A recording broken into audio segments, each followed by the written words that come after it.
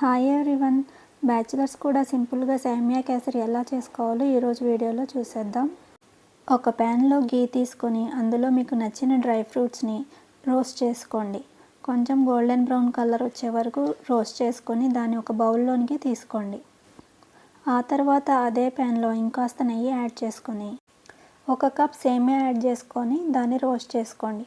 తర్వాత అందులో 1/2 cup sugar add చేసుకొని అది కరిగేంత వరకు కుక్ చేసుకోండి. ఆ తర్వాత ఇందులో సేమియా ఉడకడం కోసం 2 కప్స్ వాటర్ యాడ్ చేసుకొని కుక్ చేసుకోండి. నేను స్టెప్ బై స్టెప్ కొంచెంగా వాటర్ యాడ్ చేశాను. మీరు ఒకేసారి కూడా యాడ్ చేసుకోవచ్చు.